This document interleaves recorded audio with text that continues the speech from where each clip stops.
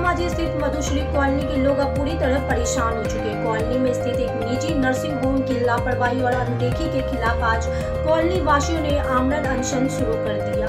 इस अनशन को नेतृत्व में कॉलोनी के जवाहरलाल मिश्रा कर रहे हैं। स्थानीय लोगों का आरोप है कि नर्सिंग होम द्वारा चिकित्सा अपशिष्ट को सीधे कॉलोनी के नाले में फेंका जा रहा है, जिससे गंभीर स्वास्थ्य संकट पैदा हो गया है। इतना ही नहीं, नर्सिंग होम के भीतर एक ऑक्सीजन प्लांट भी चलाया जा रहा है, जिसकी मशीनें दिन भर तेज आवाज के साथ चालू रहती है। इससे कॉलोनी के लोग शोर व संभावित हादसे की आशंका से डरे हुए हैं। कॉलोनी वासियों का कहना है कि उनके क्षेत्र की सड़कें बेहद संकरी है और यदि कभी सिलेंडर ब्लास्ट जैसी घटना घटती है तो भारी जान माल का नुकसान होगा। पर बैठे हुए हैं। ये कॉलोनी 1997 ईस्वी में बना, इसका नाम मधुश्री कॉलोनी पड़ा। यहाँ सभी लोग 1997 के आसपास ही घर बना के रहने लगे। एक प्लॉट पड़ती था 4 कट्ठा का, जिसमें 2 कट्ठा पड़ती जमीन डॉक्टर आशुतोष रंजन ने खरीदा और उस 2 कट्ठा जमीन में 5 मंजिला आवासीय मकान बनाया। और तब हम लोगों को पता नहीं चला कि ये क्या बनेगा। तो वो जो हम लोगों का ड्रेनेज सिस्टम है, जिसमें तक 50 आदमी करीब करीब यूज हो सकता है, ये जब हॉस्पिटल बना के भर्ती करने लगे लोगों को, तो 150 का कैपेसिटी हो गया हम लोगों का, चौक होने लगा ये और गंदगी फैलने लगा। उसके बाद उन्होंने दूसरा मकान खरीदा, फिर इसी कॉलोनी में तीसरा मकान खरीदा, फिर चौथा एक प्लॉट खरीदा, उसमें बिना नक्शा के बिल्डिंग बना दिया, फिर एक ऑक्सीजन प्लांट बैठा दिया।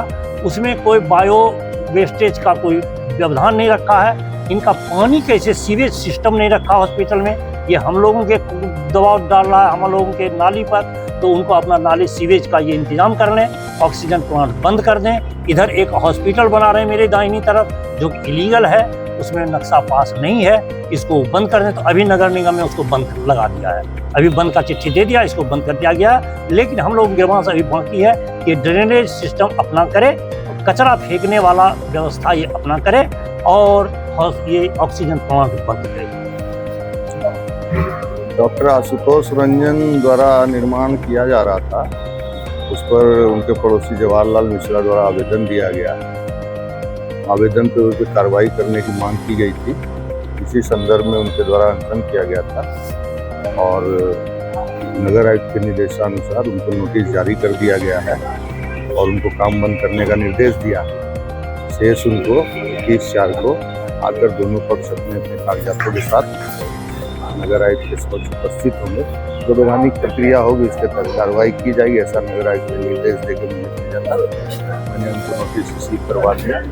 आगे की कार्रवाई आगे की। किस तरह का निर्माण कार्य चल रहा था जिसके विरोध में अनशन कर रहे थे? इनका दावा था कि किसी हरपाल कौर नामक व्यक्ति से, महिला से जमीन खरीदा था। उस पर G+1 का उनका नक्शा पुराना पास था, किंतु ग्राउंड फ्लोर ही उस पर बना हुआ था। वैधानिक तरीके से तो G+1 का नक्शा पास था और ग्राउंड ही बनाया तो नक्शा वैलिड हो जाता है। ग्राउंड के बाद उनको पुनः नक्शा पास करा के भवन निर्माण कराया जाना चाहिए था, किंतु उन्होंने बिना नक्शा पास कराए ही भवन निर्माण प्रारंभ कर दिया। इसी संदर्भ में उनको कार्य बंद कर कागजात प्रस्तुत कर वैधानिक तरीके से नक्शा पास कराने। मेडिकल वेस्ट का भी बात आ रहा है सामने के आसपास का संक्रमित होगा लोग। ये मामला लिखित रूप से नगर आयुक्त सामने आएगा तो उस पर जो प्रक्रिया होगी उसके तहत जांच कराकर कार्रवाई की। इसमें खतरा है, देखिए मेन खतरा है जो है इन्फेक्शन वाला बात तो हम बाद में बोलेंगे। पहले खतरा है ऑक्सीजन प्लांट से। ऑक्सीजन प्लांट यहाँ दिन भर रात भर चलते रहता है। बच्चा सब गली में कहीं खेलने का जगह नहीं है, तो यहीं पे छोटा छोटा बच्चा सब खेलते रहता है और जो है हम लोग छोड़ देते बच्चा को खेलने के लिए। अगर किसी भी समय कुछ हो जाएगा तो यहाँ कोई बचने का कोई रास्ता है नहीं, क्योंकि गली एक साइड में बंद है, एक साइड में ओपन है। तो अगर बीच में ही पड़ जाता है तो इधर कुछ हो जाएगा तो उधर कैसे भाग के जाएगा। डर बना रहता है, एकदम डर बना हुआ रहता है। तो हम लोग सभी समय देखते भी रहते हैं क्या हो रहा है नहीं हो रहा है। अब कितना देखेंगे, कुछ काम रहता है, छोड़ के भी बच्चा को जाना पड़ता है, तो हाँ परेशानी हो जाती है। सभी समय चिंता बना हुआ रहता है। उसके बाद रात में जो है, एक तो उम्र होने के चलते हम लोग को नींद नहीं होता, नींद कम हो गया है। उसमें भी दिन भर जो रात भर जो आवाज़ होते रहता है, रात में स्पेशली जो चारों ओर शांत हो जाता है वातावरण, तो और आवाज़ बहुत भयंकर रूप से होने लगता है।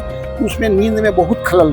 क्या नाम है आपका? मेरा नाम श्यामल कुमार देवनाथ है, हमारा उम्र 67 ईयर्स। हम लोग ये है कि ड्रेनेज जो है ये 200-300 से ज़्यादा पेशेंट इसमें जो है सो रखते हैं, और ज़्यादा पेशेंट का आने से ये ड्रेनेज पर काफ़ी प्रेशर ज़्यादा हो जाता है, और हम लोग चाहते हैं कि वो और गंदगी भी जो है सो सामने में रखा जाता है, और ये जो है ये प्लांट जो बैठाए हैं उससे जो बच्चे बुतरू स्कूल जाते हैं उसमें बहुत सारे आवाज़ ध्वनि प्रदूषण होता है और बच्चे सब डर जाते हैं। तो ड्रेनेज को कम से कम वो साउथ की ओर जहाँ से है अपना ड्रेनेज वो उधर गवर्नमेंट के ड्रेनेज में मिला दें, बगल में गवर्नमेंट इसमें नहीं मिला जाए। इससे हम लोग काफ़ी गंदगी ओवरफ्लो हो जाता है। बरसात में तो हम लोग चल फिर नहीं सकते हैं। ये अधिकारी के पास तो सबको लिख के दिया गया है और वो आया हुआ है। डर भी लगता है, डर भी लगता है कि प्लांट जो है कभी भ्रष्ट कर जाए, बच्चे जाते हैं, हम लोग कोर्ट में जाते हैं, कभी हमेशा आवाज़ होते रहता है। ये सब प्रॉब्लम है मोहल्ले वालों का। राजेंद्र चौधरी एडवोकेट।